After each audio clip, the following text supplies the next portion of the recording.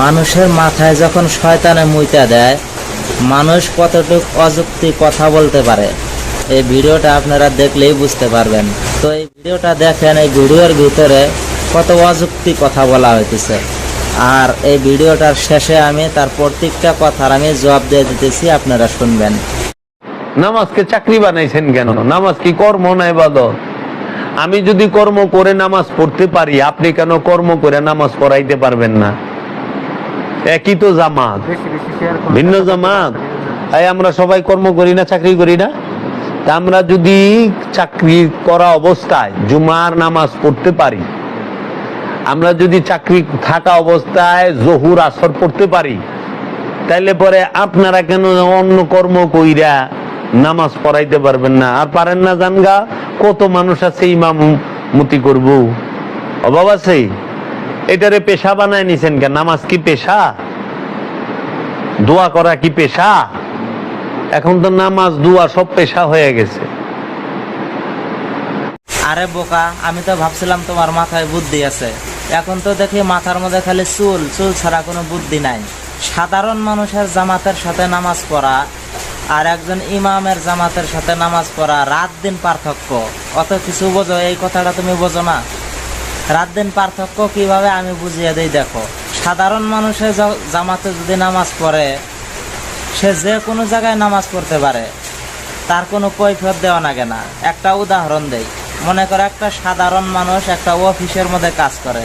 যখন ও অফিসের মধ্যে যখন কাজে যায়, জোহরের নামাজ মনে করো গাবতলি পড়লো, আসরের নামাজ ফুলতলি পড়লো, মাগরিবের নামাজ বেলতলি পড়লো, এশারের নামাজ বাজারে যায় পড়লো, আর ফজরের নামাজটা বাড়ির মধ্যে এসে গ্রামের মহল্লার মসজিদে পড়লো। তো 5 ওয়াক্ত নামাজই তো জামাতের মধ্যেই পড়লো, কিন্তু এক জায়গার মধ্যে তো পড়লো না। আর তাকে কোনো কুত্তায়ও জিজ্ঞাসা করে না যে জোহরের টাইমে মসজিদে আসলাম না কি জন্যে, তাকে কোনো কৈফিয়ত দেওয়া লাগে না। আর একজন ইমাম ওইভাবে কোনো জায়গার মধ্যে যায় নামাজ পড়তে পারে না। সে যেখানেই থাক না কেন, পৃথিবীর যে কোনো প্রান্তরে থাক, তার ওই মসজিদের ভিতরেই উপস্থিত হওয়া লাগে। যদি এক ওয়াক্ত না আসে, তার কৈফিয়ত দেওয়া লাগে। কেন? সে তামাম গ্রামের মহল্লাবাসীর কাছে সে জিম্মি, সে তার জিম্মাদার হয়ে আছে, যার জন্য সে কোনো জায়গায় কোনো কাজ করতে পারে না। ধরে নাও কিষান কাশি করে একটা লোক 5 ওয়াক্ত নামাজ পড়ে, সে কোনো তার জমির নিকটে একটা গ্রাম, ওই গ্রামের মসজিদে নামাজ পড়ে নিতে পারে জোহরের নামাজ। কিন্তু ইমাম একজন যদি অন্য এক জায়গার মধ্যে জমিনে কাজ করতে যায়, সে কখনোই অন্য মসজিদে নামাজ পড়তে পারে না। কারণ অন্য মসজিদে নামাজ পড়লে মহল্লার মসজিদের মানুষ আবার তার নামে কমপ্লেন দেবে, বুঝছাও কি?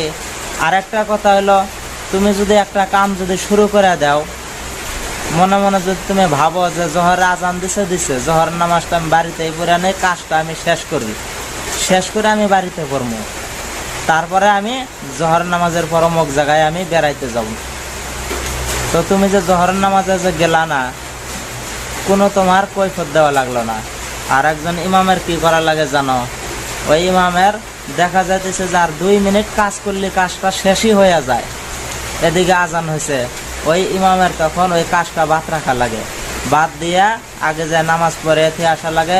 তারপরে আবার ওই কাজটা, যে কাজটা 2 মিনিটের কাজ হয়ে গেছিল, আবার নতুন করে আসা ওই আধা ঘন্টা ভরে কাজটা করা লাগে। এই কাজটা আবার কি ধরনের কাজ? ধরে নাও তুমি একটা অনলাইনের কাজ করতে চাও, এখন 2 মিনিট অনলাইনে কাজ করলে তোমার কাজটা কমপ্লিট হয়ে যায়। তো তুমি তো ভাববা যে 2 মিনিট কাজটা আমি করার পরে জোহরের নামাজ আমি বাড়িতে পড়বো। কিন্তু ইমাম সাহেব তো এটা করতে পারবো না। 2 মিনিট আছে কাজটা করতে, তো ওই 2 মিনিট ও কাজটা করবে না, যাই আগে নামাজ পড়াবে, নামাজ পড়ানোর পরে আবার যখন আসবে ওই অনলাইন তার জন্য বসে থাকবে না, ওই ওখান থেকে আবার নতুন করে আবার কামরা শুরু করা লাগবে। তো একজন ইমামের জামাতের সাথে নামাজ পড়া আর একজন আম মানুষের জামাতের সাথে নামাজ পড়া, দুইটা কোনো দিন এক না, দুইটার মধ্যে ভিন্ন ধরনের ভিন্ন আছে। তো আমি মনে করি যে কোনো ইমামেই তার নামাজ পড়ানোর বেতন নেয় না। আমাকে দিয়ে আমি উদাহরণ দিয়ে আমি বলতে পারি যে এ জীবনে কত মসজিদে যে আমি নামাজ পড়াইছি, কোনো মসজিদে এশার নামাজ পড়াইছি, কোনো বন্ধুর বাড়িতে বেড়াইতে যায় হয়তো 2 দিন থাকি বা 3 দিন থাকি, সেখানে যায় জোহর আসর মাগরিব নামাজ পড়াইছি। নামাজের পরে কোনো দিন আমি বলি নাই কোনো মুক্তাদিরে যে এই যে আমি আজকে তোমাদেরকে নামাজ পড়াইলাম, আমার নামাজের বেতন দাও। বলে নেই, কোনো ইমামেই বলে না। এই বেতনটা তাহলে নেয় কি জন্য?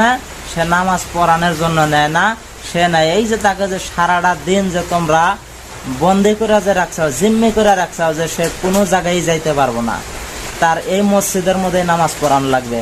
এই যে জিম্মি করে আর যে রাখছাও, রাইকা যে তার সারাটা দিনটাই যে তুমি বরবাদ করে দিলাও, এইটা হিসাবে সে কিছু বেতন নেয়। কিন্তু নামাজ পড়ানি হিসাবে যে বেতন কোনো ইমামেই নেয় না। তাই যদি হয়তো, তাহলে যে কোনো মসজিদে দেখবেন একক তো হয়তো নামাজ পড়ালে কোনো ইমাম নামাজের পরও ইমামটা বলবে যে আমি এই যে আপনাদের নামাজ পড়িয়ে দিলাম, আমাকে টাকা দাও। কোনো ইমাম কোনদিন বলে না। আপনাদের বিশ্বাস না হয়, এই যে আসরের নামাজ আমি এখানে ইনশাল্লাহ পড়বো, আসেন আমার পাশে নামাজ পড়েন, 1 টাকাও চামো না। মাগরিবের নামাজ বাজারে পড়বো, কোনো সময় সফরে যা সফরে নামাজ পড়বো। সারা জীবন যদি আপনারা আমার পিছনে যদি নামাজ পড়েন, আমি যে জায়গায় যাবো ওই জায়গায় আপনারা যায় নামাজ পড়বেন। আমি যখনই নামাজ পড়বো আমার পিছনে আপনারা দাঁড়িয়ে নামাজ পড়বেন। আমি 1 টাকাও তো নেবো না, আমি কোনো দিন আমি টাকা নেবো না। বিশ্বাস না হয় আমার পিছনে নামাজ পড়ে দেখেন, আমি যে যে জায়গায় যাই আমার সাথে সাথে ওই জায়গায় আপনারা জামাতে নামাজ পড়বেন, আমি নামাজ পড়াবো, ফ্রি পড়াবো। পড়বেন, রাজি থাকলে আসেন পড়েন।